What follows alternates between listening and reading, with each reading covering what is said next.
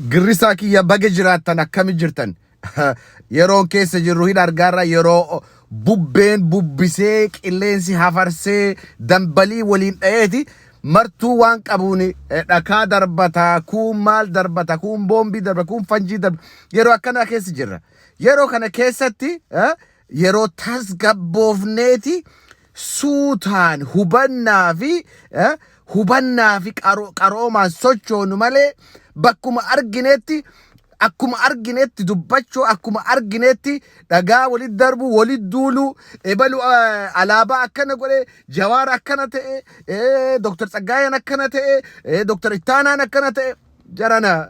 dubbiin tun nun baaftu waan akkasiin nun baaftu.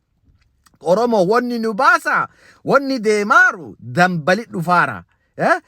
maal ta'u malee boora'u malee hin callaawu. ها بورو كون كان يجون أمو ولرد دولة لكا والدربينه ولا الجيبنه والشابسينه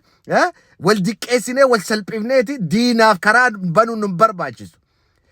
يرو هندا لولي إمجراتا مانا نما تكو كيساتو نمني ودبا يو ودبي أمو غرو ولين تاي ولين مريئته ودبا سان فوراتا كنافي بدين ديمارو يو أرجاجرانه وان تعمي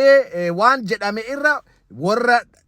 لفتاءاتي والدكيس ورا لفتاء والسلبسو كانتو هماتارا كون أمو جرا والبوريسو أمانتيني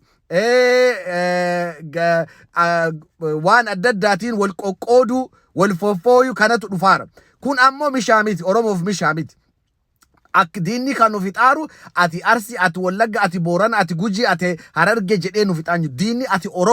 أورومو كم بيتي سنيفي صداچيسا كناف لفاتاقوك أبنا جدي ديني مراتي كانت ديمار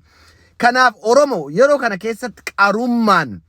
يتزقبايومان هبنان سوچونيتي وان نبرباچيسا قبطي نبرباچيسا وليك أبنيت كديگروك أبو ديگرو جوار مال جدي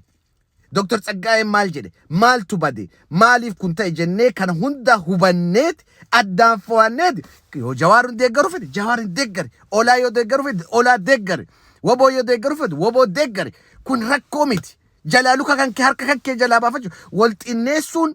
wal salphisuun walitti duuluun kun fala Oromoof takkaayyuun fidu amantiin walit duuluun